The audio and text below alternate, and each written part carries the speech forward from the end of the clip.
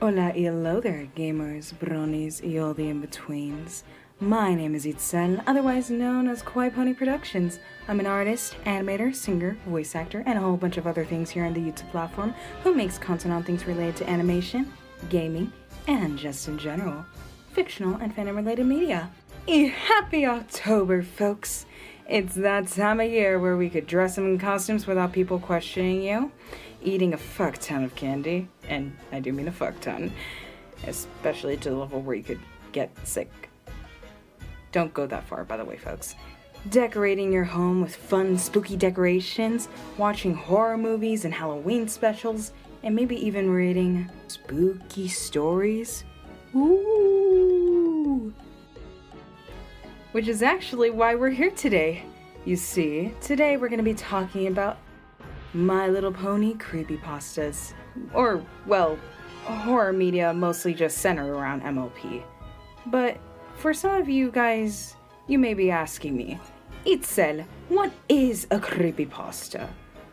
And if you don't know, you're either A, way too young to know what a creepypasta is, which, by the way, if you are, you probably shouldn't even be watching this video, because I'm pretty sure you're under the age of 13, so yeah, if you're under the age of 13, please go watch another YouTuber, one that actually is for little kids. Or B, you live under a rock. But to those who don't know what creepypastas are, and you actually are old enough to watch my videos, basically, creepypastas are basically internet horror media, but are typically online stories or internet games. Examples of these include Jeff the Killer, Eyeless Jack, Ben Drown, Laughing Jack, Sonic.exe, and Slenderman, just to name a few. So, as you can guess with that explanation in this video's topic, you can probably tell what MLP creepypastas are. Basically that, with pastel gay cartoon horses killing each other. That's kind of weird to say without context, but this is my job, so shush. Now, I actually grew up with MLP creepypastas, or at least stuff that was made around MLP creepypastas, especially some of the more well-known stuff that I'll actually be discussing in today's video. You see, if you can't tell by a lot of the obvious signs, I myself am a brony, and I actually grew up watching Friendship is Magic and have been a member of this fandom for over a decade now, and have actively been a member of the fandom since 2017, so about 6 years now. Jesus Christ, what the hell? I'm 16 now, that's so fucking weird to think about. Jesus Christ. Ugh, anyways. So, I can definitely recount finding some of this stuff very frequently, and well, I actually really liked it. I thought it was really fucking cool.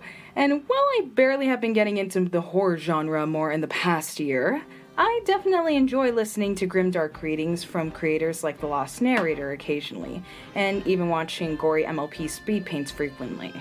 In fact, younger me was quite fascinated with it. A little too fascinated. Seriously, why was I watching a bunch of MLP creepypasta speed paints, like, almost daily? Now I see why I'm this chronically online. Jesus fucking Christ. But yeah, I actually always found this stuff kind of fucking cool, and the fact that people made this stuff from My Little Pony of all things, I'll admit, it's really fucking impressive. Now, many of these popular MLP creepypastas were made back when the brony fandom and the creepypasta fandom were at its peak.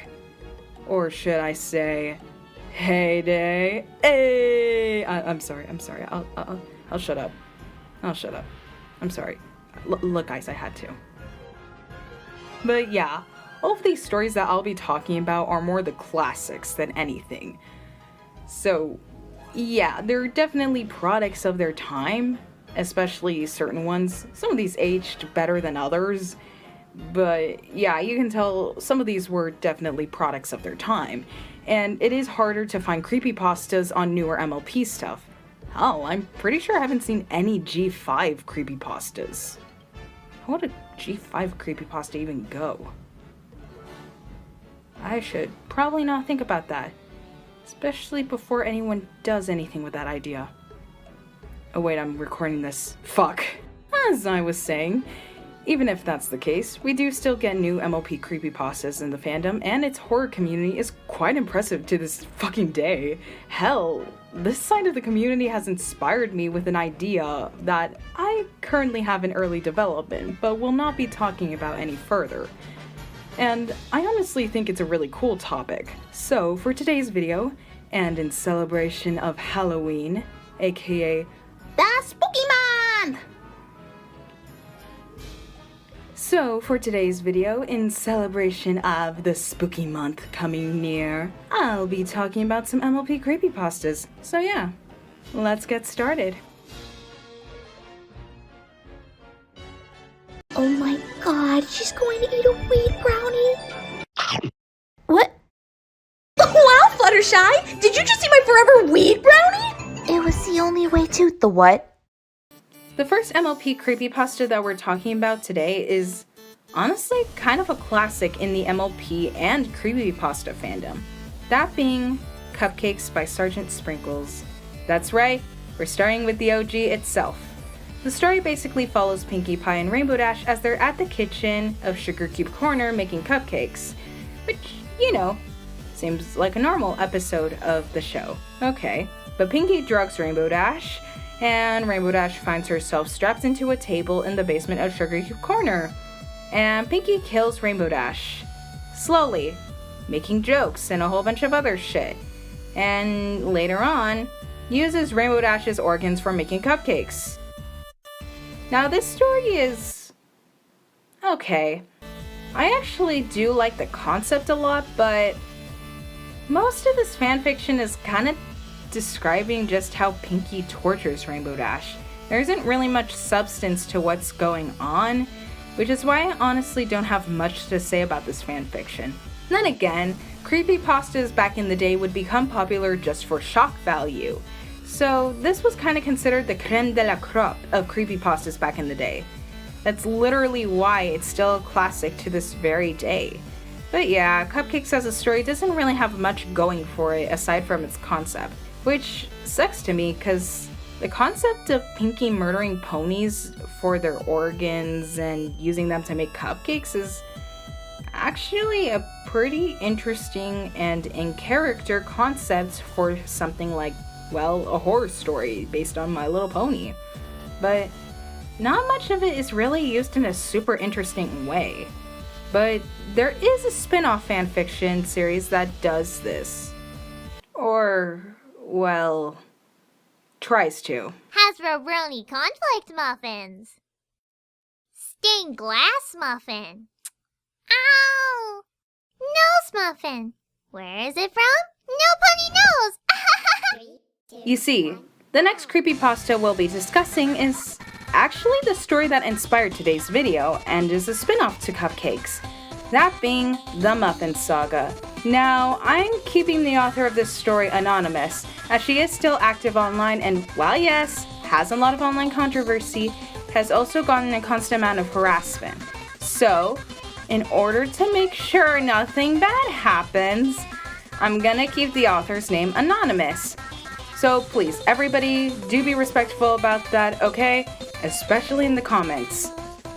We got that clear? Okay, good. Anyways, the saga starts with, well, muffins. The story takes place about 2 weeks after the events of Cupcakes, and Pinkie is gonna try to kill Candyman. But Derpy comes into the basement since Pinkie left the door open. Which... what the hell, girl? Girl, you are committing murder. How could you be that fucking dumb to just do that shit? Like, okay, I am really off script with this part, but it's so fucking annoying to me how she, like, why? Why did you leave the door open? How could you forget that shit? You're committing murder. You have to remember that shit. Oh my god. Oh my fucking god. How can she be that fucking dumb? Oh my god, Pinkie. I love you, but what the fuck? So, in order to make sure that Pinkie doesn't get caught for the crime, Pinkie explains to Derpy how she just randomly gets a number, and whoever number it is, she will basically kidnap them, murder them, and use their organs to make cupcakes. So, yeah. Derpy asks Pinky to make muffins for her. Pinky agrees in exchange for Derpy's help to make muffins, aka killing Candymane. Yeah, so that's nice. I don't know what it exactly is, but this just underline kind of feels a little weird. Like, it feels like Pinkie Pie is, like, taking advantage of Derpy for being disabled. And I know some people are going to be kind of defensive about that, but I have my reasoning to say this. So put a little pin in that. Okay? Okay, good. Anyways, as the story continues, we actually meet Pinkie Pie's sisters, Marble Inky Pie, Limestone Blinky Pie, and Obsidian Minky Pie. That's right, not Mod Pie, Minky. For context, the author actually wrote Minky into the Muffins Saga about a few months before Maud's debut episode premiered, and the author also didn't really like Maud as a character, which sucks because I actually love Maud. But yes, so ultimately, the author decided to just keep Minky into the story as the fourth Pie sister and not include Maud at all. As well as all of them, Apple Bloom is also introduced quite early on to the story as one of the members of this group of murderous mayors. The group refers to themselves throughout the story as the Bakers. Now, majority of the chapters of the story are just the same as Cupcakes, where they just kill ponies slowly, make jokes, and, all that shit. With a few exceptions, such as the backstory chapters like All That Glitters, Bubbles, and some others. There are also some side stories there that don't have killing, it's more just for funsies, like Just a Little Girl Time. There's also the Mad Amusing chapters, which, I'm not gonna talk about those, okay? So, yeah. Just ignore those chapters if you bother looking into this story. Oh yeah, and as the story goes on, things definitely start to get a little out of control. Such as example, in one chapter, Apple Bloom kills Applejack when her number is the next one and gets her cutie mark for it. Or the chapter where the Bakers try to kill Fluttershy, Rarity, and Twilight, successfully killing Rarity, driving Twilight to become mentally insane and is sent into a mental asylum until she unalives herself in a later chapter because of the Bakers, and Fluttershy is able to escape and gets an eye patch. So she's fine at least. That is until Babseed lures Fluttershy into Sugar Cube Corner, joins the Bakers apparently, and kills Fluttershy. Yeah. Babseed joins the picture. That was out of nowhere. Oh yeah, there's also the chapter where the Pie Sisters get caught with their crimes, which is like immediately after the events of Rarity being killed, Twilight being sent to a mental asylum, and Fluttershy being able to escape. Spike is able to find out about what happens, so yeah, he calls the police and they get caught for their crimes and are jailed, Good. That is until Derpy, Apple Bloom, and Babseed are somehow able to get them out of jail. What? What? How? What the fuck? Yeah. You know what? Just don't question that. This story is something. As you can tell from all that I've said about this story, the Muffins Saga is very bizarre. And there's a reason for this. You see, the Muffins Saga is about, drumroll please,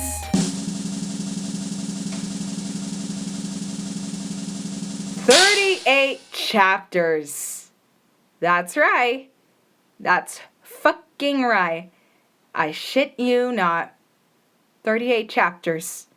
And mind y'all, this story technically isn't even finished. Yeah, that's fucking right. Because, Years ago, the Muffin story was supposed to end in the 11th chapter, The Fun Never Ends, but the author was pressured into continuing the series. Now, regardless of how I feel about the author as a person, the amount of harassment that she has gotten is not great either, so yeah. Including of how she was forced into continuing the story, the author has stated that because of things such as mental health, burnout, and her editing software being kind of a bitch, kind of relatable, not gonna lie, makes doing these readings and writing the story a lot harder. The last time it was updated was around 2017, and according to a video from the author, there's still about 8 more chapters that are expected to be done. And one of the endings that the author had in mind was having the princesses being killed by the bakers, and the bakers becoming alicorn princesses. Yeah, so, that's an ending. Kind of feels anticlimactic if you're asking me. But yeah. Now, I honestly have very mixed opinions about the Muffins Saga. You see, I actually love this story. I love it to pieces. It's kind of a guilty pleasure of mine, but also there's some parts about it that just really make it hard for me to enjoy it. And it doesn't help that the author has done and said a lot of things that makes me heavily uncomfortable that I just can't defend. So, yeah. Not to mention also the story has a lot of issues with ableism. Yeah, that's right. You know how I said earlier to put a pin on that whole thing about Derpy? Well, this is where we do that, because, oh boy, I have a lot to say here. So, quick little warning towards ableism. When I am compiling this shit together, I will put in a little time stamp, so that way you guys could just skip to that, okay? Okay, good. Now, to those who don't know, Derpy is canonically disabled. Now, you may respond to me with, Itzel, what makes you say that? None of the show's team has ever stated Derpy having a disability. And, well, you're right about that. You do have to remember one of the most iconic things about Derpy, her crossed eyes, which has an actual name to it, which is called strabismus, which is when the eye doesn't have enough muscle to control itself, which causes somebody to have crossed eyes. So, yeah, there's actually reasoning to this. Also, if somebody tells me that I mispronounced it, feel free telling me. I'm not afraid to, admit to my mistakes. It's a hard word to pronounce, so yeah. And while there's nothing confirmed about it, Derpy, both in the Muffin Saga and Friendship is Magic, is indeed autistic coded. Even if it wasn't intentional, it did still happen either way. And guess what? The author actually did acknowledge the fact that Derpy is heavily autistic coded in the Muffin Saga. But how did she do this, you might ask? Well, with a whole video trying to debunk people about it. Yeah, it was really bad. It was not that good. Now, the author does say that Derpy has some sort of disability, but she never describes exactly what it is. Which honestly just kind of feels like bullshit if you ask me. And it's even worse that throughout the story, Derpy's speech changes. In the first few stories of the Muffin Saga, Derpy speaks actually normally in the first person. But as the story goes on, she starts speaking in the third person, and if you watch the readings, you could hear Derpy sounding a little more childish as the story goes on. And for me as a disabled person, it just kind of makes me a little uncomfortable. Like, mind y'all, I am autistic, and it just feels like she's being infantilized here. Speaking of infantilization, she is heavily infantilized throughout the story. The only people who don't infantilize her are the bakers. That's really it. Everyone else infantilizes her. Oh yeah, and guess what? Throughout a lot of the story, mostly in the earlier chapters, they say the R slur very frequently, especially in Derpy's first project.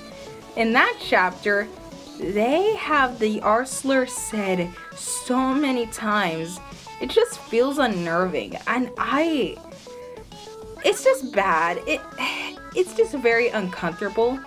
So it just feels weird seeing something like this just being done and in such a bad way. It just isn't well executed, so yeah. Objectively, this story is not really great, but it holds a bit of a special place in my heart at the same time and is a bit of a guilty pleasure. Overall, I do kind of recommend it if you like characters in a story more than anything, even in bad stories like I do, and if you're able to stomach the constant amount of ableism in this story. I also want to quickly shout out the YouTuber Rainbott. Rain's video on the Muffin Saga and their rewrite of the story, Icing on the Cake, really got me into this topic. It became such a massive hyperfixation for me, and I am even making my own version of Minky, and maybe I might make my own rewrite of Muffins? I don't know, it depends, we'll see how it goes. But yeah, either way, I highly recommend checking out the rewrite on Rain's website and their video on the story. Both Minky's gallery and the Icing on the Cake video will be on the description below. Anyways, on to the next creepypasta.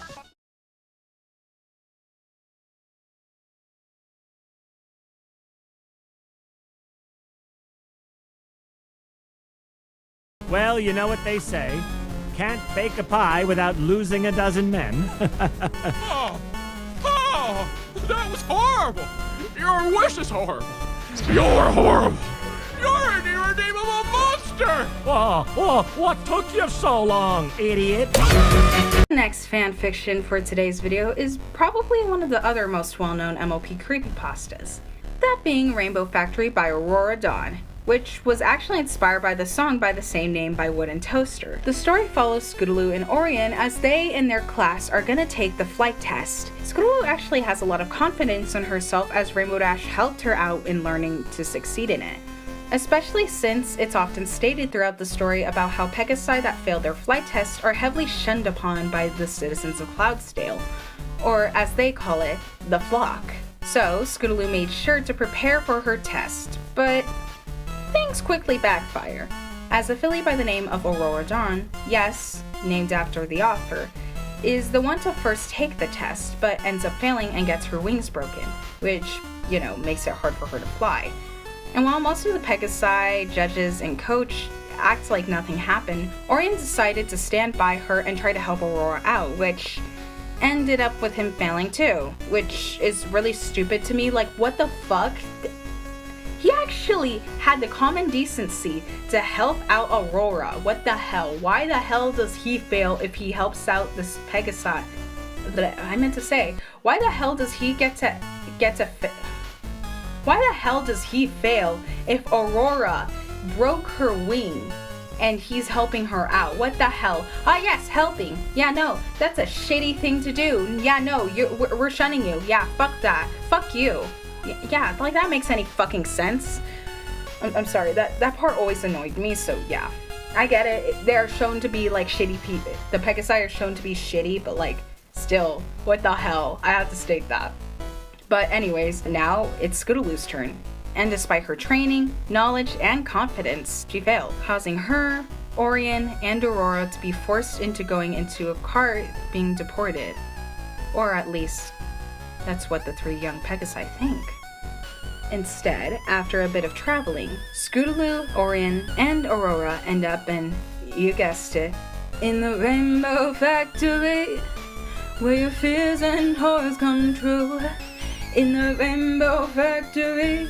I'm sorry, that song is so catchy. Y'all knew I had to do it. Y'all know I'm a singer, I had to pull that shit.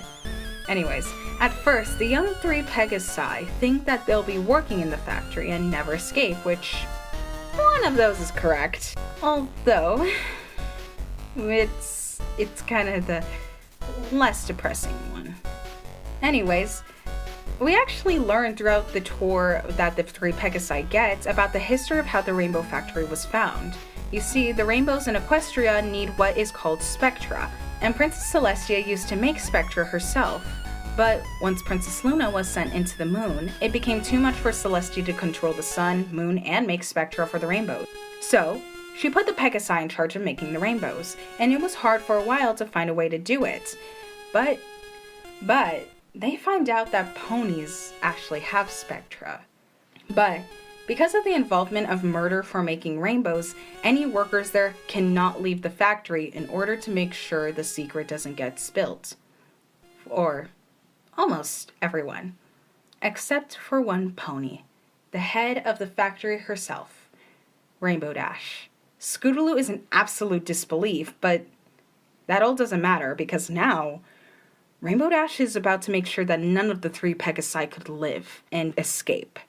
So, what's my opinion on Rainbow Factory? Well, it's probably the most well-written story that's featured in this video. It's so fucking good. It's really solid and has extremely rich lore that could work for a darker version of MLP's universe. In Friendship is Magic, especially in the earlier seasons, we do see Rainbow Dash take a lot of pride from being from Cloudsdale, especially since there were shown a lot of athletic stuff going on over there and being considered a big deal. So the idea of the Pegasi of Cloudsdale being very prideful and shaming those who don't show promise to be the best works well as a concept. I think it's just really fucking good. I also enjoy them showing Rainbow Dash being unapologetically sinister, making her an absolute madmare. Because I'll be honest, some of my favorite horror media, they just like it because it's fun to them. Like they have no actual evil backstory or anything for the murder. They just are doing it for the sake of it. And for a story like Rainbow Factory, it just works perfectly. It only makes you more terrified for Scootaloo, Orion, and Aurora if they'll make it or not. The only issue I have with Rainbow Factory is more of a small nit. Basically, Rainbow Dash finds Scootaloo and asks her the good old question of, "Any last words?" And Scootaloo replies with what is probably the most stupid way she ever could. "You have beautiful eyes." I'm sorry, what? This is incredibly fucking stupid. Now, I know there are more stories in the Rainbow Factory series, such as Pegasus Device, Reckoning, The Weather Worker's Song, and also a retelling of Rainbow Factory from Rainbow Dash's point of view called Rainbow's Factory as a 10-year anniversary fanfiction. I actually haven't gone to read all the other stories yet, but I do plan to at some point, and maybe even make a video talking about all of them if I want to. Overall, this is a really well-made story and I highly recommend reading it or listening to a reading of it. And maybe even read the sequels if you really enjoy the first one. Turf is a slur to silence you? Damn! I wish it worked. Shut the fuck up! Now, our next story is quite unique and intriguing, but in a good way. This being Butterflies by Adkun. This story follows Fluttershy as she shows Pinkie Pie her secret collection. This being a collection of butterflies. Butterflies that she puts in the bodies of ponies. What? What the fuck? Yeah, that's kind of dark. You don't say! And intriguing, not gonna lie. Wait, what? And Pinkie is freaked out the more and more she's in the hidden basement, filled with dead ponies and butterflies, especially after learning that Fluttershy has a recent masterpiece, which was Rainbow Dash. Fuck this shit, I'm out. Yeah, Rainbow Dash has used a lot of these stories as either the victim or the murderer. It's quite interesting to really look at that. Why? Right? Like, can we all talk about that? Like how Rainbow Dash is commonly in these stories. Sometimes as a murderer, sometimes as the victim. It's really interesting. Like, why is it always Rainbow Dash of all ponies? Like, I want to learn the science behind that. Why did everyone choose to use Rainbow Dash? That's a good question.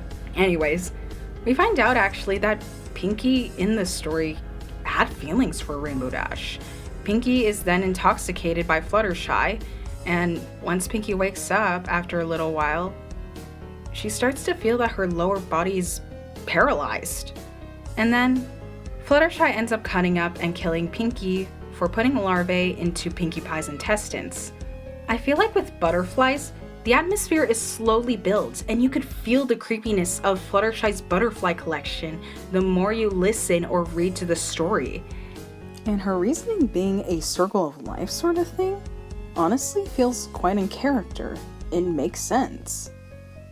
As for the bit of Pinkie Dash shipping we actually get in this fanfiction, I certainly wasn't expecting it. But I think it only adds more sadness to the story and makes it even better. Especially since, with Pinkie, she ends up ultimately regretting that she never told Rainbow Dash how she really felt. Yeah, that's kind of sad, I'll admit. When she sees Rainbow dead from Fluttershy putting the larvae on her, you can feel her grief from the loss of a friend and crush. Overall, Butterflies is a very short, simple, but really well-written story. I could see why this is considered one of the classic MLP creepypastas and is one of the more commonly used creepypasta counterparts of Fluttershy that I see in artwork and posts about the creepypasta versions of the main 6. I do recommend checking out this story if you just want to listen or read to something that's more simple and short. Hide a body. Huh? Come on, we can't delay. What did you do? No one can see him on the floor. Get him out the door before he can decay. Why would you call me? Why would you call me of all people? Now I'm gonna go to jail. Oh my God. Oh boy. This segment. Oh, this is one of my favorite segments that I wrote, and I'm excited to talk about this. But I know what everyone's gonna say. I'm not talking about a creepypasta, but instead a creator who was in the MLP fandom. But this person's work has traumatized so many people for their animations, one of which is actually based off of a creepypasta that I talked about in today's video. So, I think this counts and I have an excuse to talk about him, so yes, I'm going to talk about MrDavey. To those who are uncultured swines and don't know who he was, MrDavey was an animator who was in the MLP fandom, and if you grew up with this fandom, you may have remembered some of his work for traumatizing you. A few good examples include Derby Gets Pranked, Cupcakes HD, and yes, the one, the only, Smile HD. As you could guess, yeah, MrDavey is somewhat infamous in the MLP fandom. Hell, if you look at social media like TikTok and search up the name MrDavey, you'll find lots of posts from young adults or teenagers talking about how they got traumatized from seeing Cupcakes HD or Smile HD. So, yeah, I think it's important to discuss him. So here's a quick history first on him. MrDavey made his DeviantArt page on November 11th, 2011, and also uploaded his first MLP animation, being Gilda Wants You to Shut Up, which was uploaded November 14th, 2011, which was also when he created his channel. Now, we'll mostly focus on his two more well-known animations, those being Cupcakes HD and Smile HD. On January 31st, 2012, Cupcakes HD was re-uploaded. The animation follows Pinkie Pie and Rainbow Dash in the kitchen making cupcakes, when Pinkie whacks Rainbow Dash with a mallet, and once Rainbow Dash becomes conscious again, she finds herself in Sugar Cube Corner's basement. And Pinkie Pie's going to kill Rainbow Dash, use her organs to make cupcakes, and, you know, basically everything that happened in the original fanfic. And all of this in the tune of Ready to Die by Andrew WK, which, by the way, I've been getting obsessed with that song. Somebody help me. I love this song so much. Jesus Christ. Now, I said the video was re-uploaded that day. You see, what happened was that basically the original upload got taken down by Hasbro, most likely. Especially since Hasbro has had a long-ass history with basically deleting and cease and desisting YouTubers and their content, especially on MLP. Mind you guys, this was back in the early days of the fandom, and it's not as common to happen nowadays. But yes, this did happen frequently in the early days of the fandom. But luckily it got re-uploaded, and the only way this was able to happen was that if MrDavey didn't get any money from it. So, you know, he continued making these animations without making money. Now, our next animation by MrDavey that we'll be talking about is one that practically changed a lot of people's perspective on one of the most iconic songs in Friendship is Magic. That animation being Smile HD. The animation starts with Applejack, Rarity, and Twilight having a picnic, and Pinkie starts running to the three. You know, seems normal. And then Pinkie Pie punches Twilight and decapitates her. Yeah, that took a quick turn. She then proceeds to kill Rarity and later on Applejack. Soon, Rainbow Dash flies into the scene and tries to fight with Pinkie. And while Rainbow Dash thinks she'll succeed for a little, Pinkie does kill her too. Fluttershy luckily comes into the scene and starts fighting Pinkie, and the two duce it out for a while, and things basically start getting fucking crazy. And the fight starts to get more intense, with Pinkie even breaking the fourth wall and using the captions as a weapon. Huh, kinda clever. But all hope is lost quite quickly, as Pinkie Pie starts pulling an attack that ends with her basically blasting Earth to smithereens. Yeah. That's an ending. But around March 26, 2016, all of MrDavey's content that was MLP related, aside from Derby Gets Pranked HD, had been removed from his channel. And the last time he posted online was an animation on July 21st, 2017, called Adventures with Robotnik and Carrie, Green Soup and Seeds, which was actually a sequel to his first Adventures with Robotnik and Carrie video. These animations are honestly very well made and professional. The art style of these animations are actually quite accurate to Friendship is Magic style. It's honestly impressive to how well made these were. Especially for online animations in the early 2010s, as sometimes, if you look back at a lot of the more well-known animations from this time frame, they could sometimes look a little awkward, rough, and stiff. And while many millennials and Gen Z, such as myself, who finds that sort of feeling kind of charming in a way, and we have a sense of nostalgia for it, you still could not lie that they do sometimes look a little stiff. But these are extremely well made. Hell, some of the face expressions in these animations are really expressive. These sorts of faces actually always make me think of MrDavey's work, and it's really cool to me, actually. So, it really sucks how MrDavey just disappeared out of nowhere, especially a mysterious person like him, as there isn't much information known about him. In all of his social media, he would have different jobs typed in, no one really knows how he actually looks and sounds, and his locations would be all over the fucking place. So the lack of knowledge about him and his mysterious disappearance ends up being heavily talked about in the fandom quite commonly as a mystery. It's very intriguing, not gonna lie. Especially since around Christmas Eve 2016, he announced a 15-minute long movie on Rainbow Factory, but nothing came from it after it was announced, as he never talked about it again, and like I just stated, he disappeared a little under a year after. I do think his videos are really cool and well made, so I recommend checking some of them out. Just remember that they are sometimes a little gory and not kid-friendly. So yeah, just do be wary of that before you watch any of his videos. I'm not upset with y'all because I know you're mentally ill, which is why one day I'm going to open up a hospital for mentally ill Africans. Well, that's it for looking into some MLP creepypastas. I'll admit, as a little kid, I always wanted to read the actual creepypastas I saw a lot of artwork and such about, but I got scared of actually reading these creepypastas or listening to them, especially since back in the day I was a massive ass coward.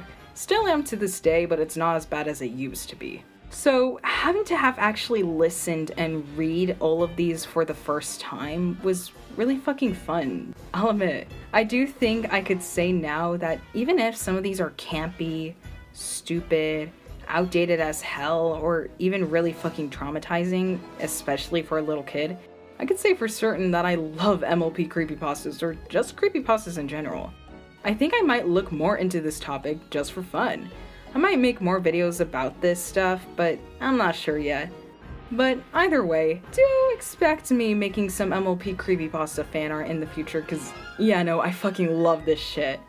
But anyways, that's all for today's video. This is my first ever essay video that I'm making, so yeah, I'm very new to this, so I'm sorry if it's a little rough. Still, I want to make more essay videos every few months for my channel, so that way I can have some bigger videos for you guys while working on other projects like animations, animatics, song covers, and other shit. You know, I've always been into doing research. I've always been a research junkie, especially considering that I'm autistic and have ADHD, so yeah, no, my neurodivergent ass loves this sort of shit. It's fun for me.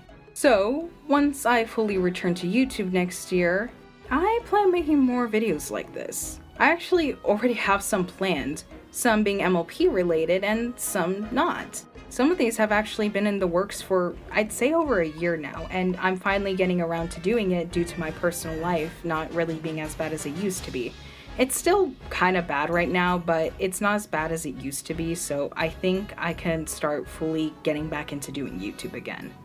I also would like to shout out Cool King Productions and Carmelo-san for helping me out by editing this video. They both edited multiple segments in today's video, so yeah, I'll be sure to credit them in the description and put in their social medias so that way you guys could check them out. But yeah, so if you want to support me for more and maybe see what the future of my channel has in store, then check out my other content right now.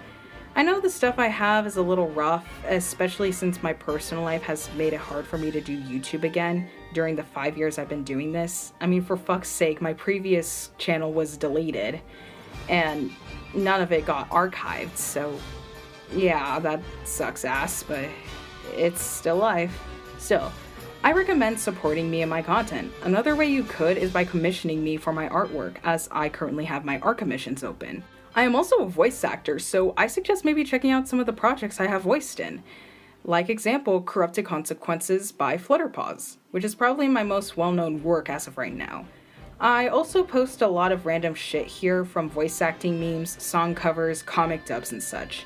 I also plan making things like my own original music, animatics, animations, and even a fan-made crossover AU that actually involves MLP characters, called Crossing Bounds. More information on that later, but not right now, folks. Shh, you'll have to wait a little longer. So, if you're interested in all of that, then I suggest subscribing to my channel, or even checking out my other social medias like Instagram, Twitter, Tumblr, and TikTok.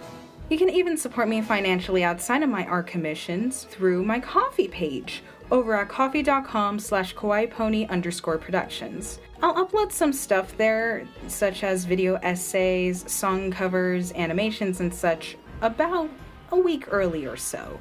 But that's all. Anyways, I'm Itzel, otherwise known as Kawaii Pony Productions, and I'll see y'all the next time I plan disgracing this side of the internet. So, until then, adios, goodbye, y remember, Andrew WK is the Destroy Build Destroy guy. Yeah, I did not know this. Like, I learned this just the day I'm recording this. I was searching up information about Andrew WK just for funsies. I don't know, I was intrigued to learn about some of his shit. And I learned that he was the host of Destroy Build Destroy, and I was like, wait, that's who he was? Holy shit! Yeah. Anyways, I'm gonna go binge watch the entire Storytime with Slender Man series. See y'all. Bye.